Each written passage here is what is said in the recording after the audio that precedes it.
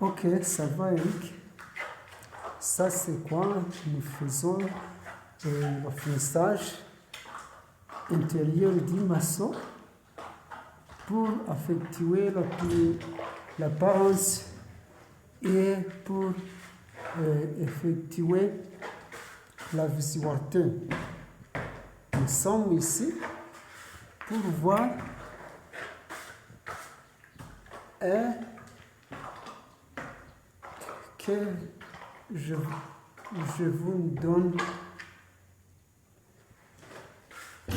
des autres travaux à l'intérieur ou à l'extérieur. Oui, ça va, c'est bien.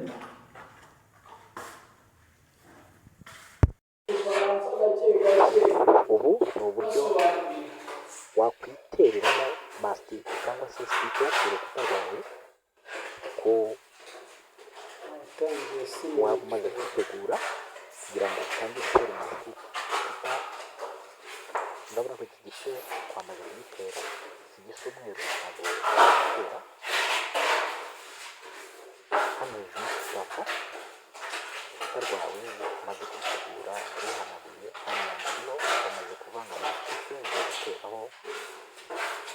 Biba byoroshye ubwawe mu by'ukuri kubyikorera, kiriho amagambo tekinisiye umwubatsi mu penseri kugira ngo azabigukorere.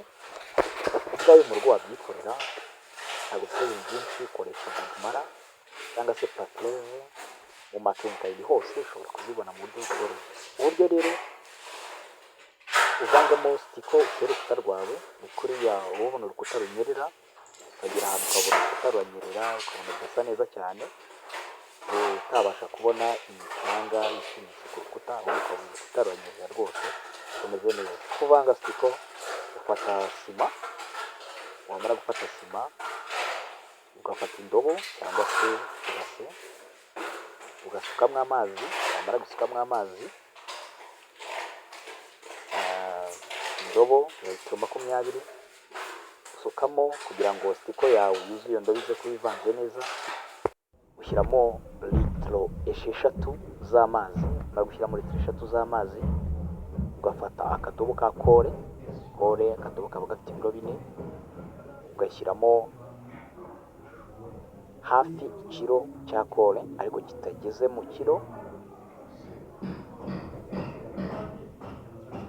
ukavanga. Iyo umaze kuvanga ufata ya sima yawe, umufuka wa sima ugatera ugasukamo sima y'ibiro 50, kuko umufuka uba ufite ibiro 50, ushyiramo ibiro hafi 20, 19 kugera kuri 20 muri ya mazi wamaze gutegura yawe angana kwa kuri litiro 6, ushyiramo ibiro 19. Wamara gushyiramo ibiro 19 ukavanga. Biba byiza iyo hari umuntu uri kubivanga, hari n'undi urimo amushyiramo ya sima. Bimaze kuvanga sima yawe, bimaze guhura neza, bimaze kunoga, ufata endwi, ijerekani endwi ugasukamo litiro 5 za endwi.